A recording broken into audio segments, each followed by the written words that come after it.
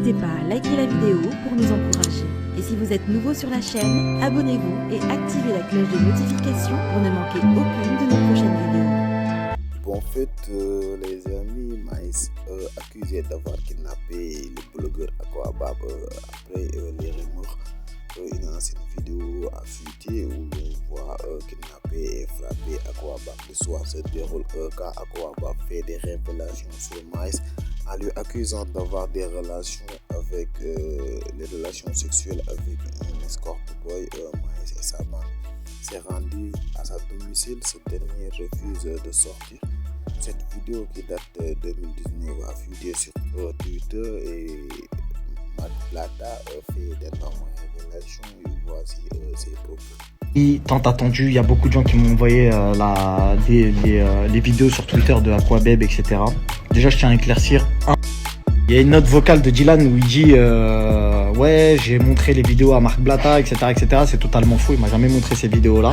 Il s'est trompé, je l'ai vu encore aujourd'hui à la salle puisqu'il est revenu de son voyage humanitaire.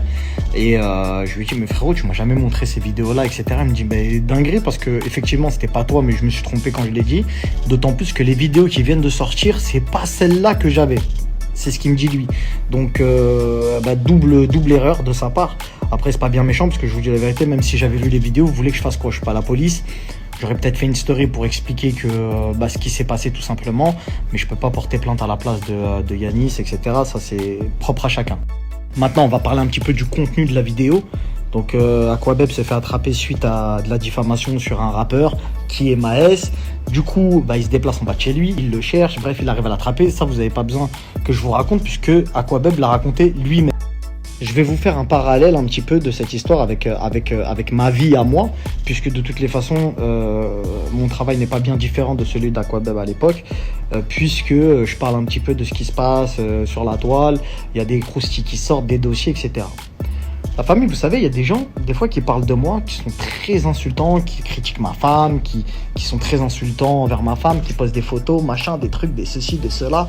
Et si je voulais faire justice moi-même, ça ferait bien longtemps que j'aurais écouté les gens qui m'appellent, des amis, des gens que je connais, des gens que je connais même pas, etc. Et qui me disent, frérot, pour 5 000 €, lui, je lui fais une dinguerie. Pour 10 000 €, frérot, lui, mais laisse tomber. Je lui fais faire la vidéo que tu veux. Tu vois ce que je veux dire? À un moment donné, frérot, moi je pense que si Dieu m'a donné de l'argent, c'est aussi une mise à l'épreuve. De savoir, mais qu'est-ce que tu vas faire de cet argent-là? Donc tu prends un air supérieur pour payer des gens pour faire des trucs. Si tu veux faire quelque chose, déjà fais-le tout seul. Et d'autant plus que tu as voulu être connu.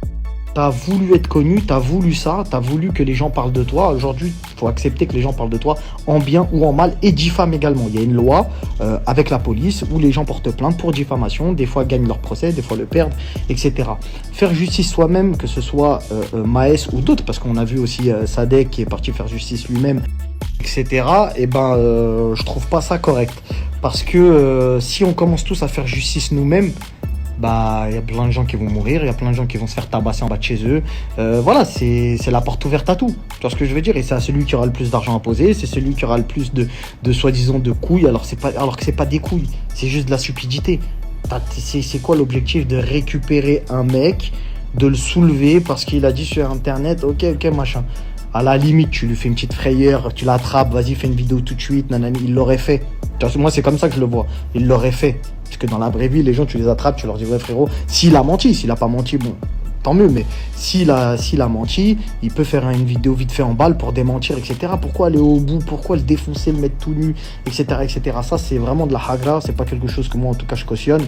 Et voilà, après, les histoires de ça ressort parce qu'il a fait confiance à Booba et que Booba a envie de le ressortir, vous avez compris que, de toutes les façons, que Booba était un traître, mais on vous bassine avec ça, vous comprenez pas. Il est pas fidèle en amitié, il va te la mettre à un moment donné. C'est-à-dire qu'un jour c'est l'autre, après c'est l'autre, après aujourd'hui c'est Maes, tu vois ce que je veux dire? Après d'un coup, tu vois, le mec, le bouc, il est pas stable psychologiquement. Tu vois pas ce que je veux dire? Bon bref, voilà, en tout cas j'ai expliqué un peu ce que je pensais par rapport à cette affaire. Après ça me regarde pas et ça date il y a des années et des années cette histoire-là apparemment. Donc voilà, aujourd'hui franchement elle a refait surface et la police s'en est mêlée. Donc on verra la suite de cette histoire. Donc voilà, là maintenant on va regarder la story du loup de la street qui va répondre à sa story. Salam la bif. Bien ou quoi la famille, tranquillou, j'espère que vous allez bien, que vous avez bien dormi. Bah alors Tandoori, oui moi j'ai pas vu les vidéos, Dylan s'est trompé 2 fois, ouais ok super. Pour l'instant on va mettre ça de côté. T'aimes pas faire justice toi-même, sinon c'est la porte ouverte à toutes les fenêtres. Il y a la justice, il y a la loi. Mais qu'est-ce que ça veut dire tout ça là? Tout ce que tu viens de dire? Tu me menaces moi? Cogno! Et arrête de faire ton numéro de portoricain, moi j'ai des gens pour 5 000, pour 10 000. Les gens, les vrais, parlent pas, regarde. Tu sais comment tu parles là dans tes audios et dans ça là, tu sais l'impression que j'ai moi. Et les vrais gens, les vrais mecs de cité, les vrais gens de la rue, tellement qu'ils connaissent la réalité des choses, ils vont tout de suite savoir que je dis la vérité. C'est exactement le sentiment qu'on a quand tu parles. On dirait une victime qui s'est fait hagar dans une autre cité, et quand elle arrive dans sa cité, je vais tous les fracasser. Vous avez vu ce qu'ils m'ont fait?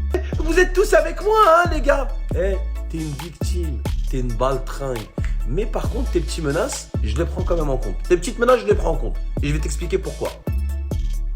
Donc, dans ton audio, tu dis que tu parles d'un mec qui s'appelle le loup de la street. Ouais, parce qu'il dit que moi et ma femme, on utilise l'islam pour voler les gens.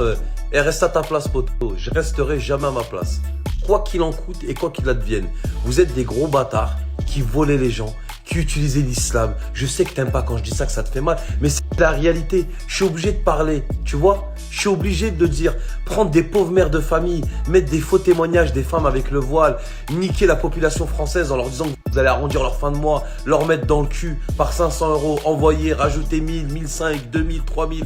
J'ai des gens qui ont investi 11 000, 12 000, 13 000, 8 000, qui n'ont pas de nouvelles de vous. Vous niquez les gens et vous utilisez la religion pour les niquer, c'est-à-dire vous niquez la population française, et s'ils sont musulmans, bah c'est encore mieux. Bah tout ça, c'est mon devoir de lanceur d'alerte et de citoyen français de protéger la population de mon pays vis-à-vis d'escrocs comme vous. Ça te plaît pas, hein, mais je vais continuer ma gueule. Par contre, Dylan, pour une fois, il a pas menti. Il a dit la vérité, le mannequin musulman en string en cuir. Je te jure, il a dit la vérité. Il a dit non, dans l'audio, il a dit non, t'inquiète pas, je l'ai montré que à Marc Blata, mais lui, c'est une pute à buzz. S'il l'aurait eu entre ses mains, il aurait fait la victime, il aurait dit que ça lui arrivait à lui aussi. C'est exactement ce que t'as fait dans la story. Oui, moi et Aquabeb, on fait le même métier. Tandoori, j'en peux plus de toi. Et la différence entre toi et moi, c'est que moi, je serai jamais comme toi. J'utiliserai jamais, au grand jamais, écoute bien le mot jamais, des vidéos, des audios intimes des gens pour leur faire du chantage, ce qui est ton boulot, ou leur dire oui, ceci, cela. La vie privée des gens, ça reste la vie privée des gens. Même s'ils font des dingueries sur les réseaux, même s'ils escroquent le peuple, c'est moi, je vais combattre ces gens-là avec mes armes, c'est-à-dire mon cerveau, leur story est montré par A plus B que ce sont des escrocs. Ça, c'est mon taf. Le reste, leur vie privée, qui se mettent des godes dans le cul, qu'ils aillent voir des marabouts ou qui dansent la polka sur une table, moi, ça me regarde pas. La vie privée, c'est la vie privée. Je fais la distinction entre afficher les gens sur les réseaux sociaux par de ce qu'ils font et ce qu'ils mettent dans leur story, et leur vie privée, c'est totalement autre chose. Moi, ça me regarde pas. Et j'aurais voulu afficher la vie privée des gens et casser Internet comme t'aimes si bien le faire. Crois-moi, ça fait belle lurette que j'aurais fait tout ça. Mais je ne mange pas ce pas-là. La vie privée. Bon, bref, c'était ça. Et n'oubliez pas de vous abonner et d'activer la cloche de notification pour ne pas louper aucune de nos prochaines vidéos.